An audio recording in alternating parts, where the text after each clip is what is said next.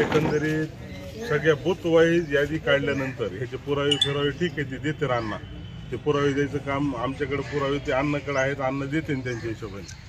पण आष्टी मतदारसंघाच्या booth wise याद्या काढल्यानंतर लोकसभेला झालेले मतं आणि विधानसभेला झालेले मतं ह्याची जर बेरीज केली तर लगेच लक्षात येते की बाबा हे कशामुळे झालंय. आणि हे सगळे मतं पंकजाताईला मानणारे आणि भारतीय जनता पार्टीला मानणारे मतं आहेत. ह्या बूथवर ज्या वेळेस पंकजाताई उभ्या होत्या त्यावेळेस एका बूथवर 600 मतं झाली आणि बजरंग बाप्पाला 2, 3, 10, 12 अशी मतं झाली. त्या ठिकाणी आज त्या 600च्या जागेवर अण्णा डायरेक्ट 200, 250 मतं आणि शिट्टीच्या उमेदवाराला 300, 350 मतं हे तफावत दिसून येते.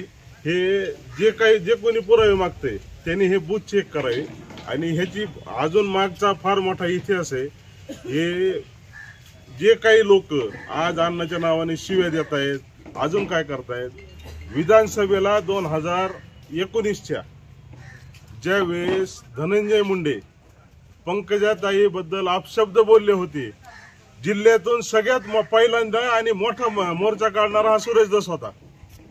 ते आक्षेपार्ह वक्तव्य मी ते बोलत नाही, ते वक्तव्य बोलल्यानंतर पंकजाताई स्टेजवर रडल्या होत्या आणि त्याच्या विरोधात भीमराव धोंडे साहेब उमेदवार असताना सुरेश अण्णांनी सगळ्यात पहिला मोर्चा काढला होता त्या वक्तव्याच्या विरोधात. हे अख्खा समाज विसरून गेला. त्याच्यानंतर 2019ला पंकजाताईचा पराभव करणारा धनंजय मुंडे आहे ना, ते पराभव कोणी केला हा पराभव विसरून गेले. आणि 2024च्या लोकसभेच्या इलेक्शन मध्ये फक्त बीड जिल्ह्यात मराठा समाजाच्या वतीने अण्णा एकटेच होते इमानदारीने काम करणारे, दुसऱ्या कोणत्या लोकांनी काम केलं. आणि तुम्हाला एवढंच अण्णाचे वावगं वाटतंय ना, अण्णा नकोय, तर लोकसभेला परळी मतदारसंघातून 74 ते 75 हजाराची लीड आहे. आज धनंजय मुंडेला 1,40,000ची लीड कशी आहे, ह्या गोष्टीचा बी विचार व्हावा. आणि एकतर्फी एकूण वाजत नसते, एकतर्फी काहीतरी अण्णाच्या बाबतीत टाकून त्यावेळेस 75,000 दिलेत ना मुंडे साहेबांनी. एवढे मत आज जेवढे मत धनंजय मुंडे साहेबाला पडले तेवढे मत त्यावेळेस पंकजाताईला पडले का.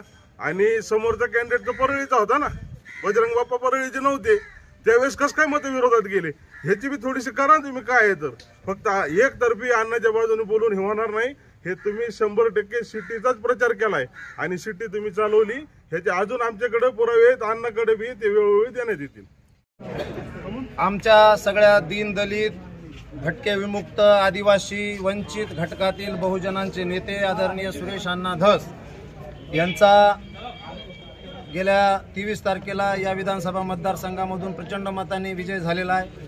त्या सभेच्या निमित्ताने आदरणीय सुरेश अण्णांनी भारत देशाला ज्या बाबासाहेबांनी संविधान दिलं त्या संविधानातील कलम 19 नुसार जे अभिव्यक्ती स्वातंत्र्य आहे त्या स्वातंत्र्याच्या अनुषंगाने अण्णा संवैधानिक मार्ग म्हणजे भाषेमध्ये त्यांच्या भाषणामध्ये विस्तृत असं भाषण केलेलं.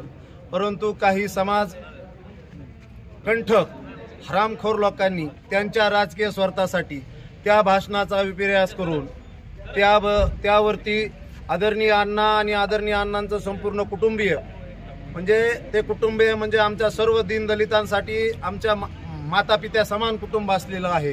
त्या कुटुंबावरती अमानुषपणे अश्लील भाषेमध्ये त्या हरामखोर नराधमांनी जे व्हिडिओ व्हायरल केला, त्यांचा पुतळ्याचं दहन केलं, त्या घटनेचा आम्ही सर्व विविध सामाजिक संघटनेतल्या सर्व आणि अण्णांवर प्रेम करणारे सर्व अण्णाप्रेमींनी या ठिकाणी निषेध केलेला आहे.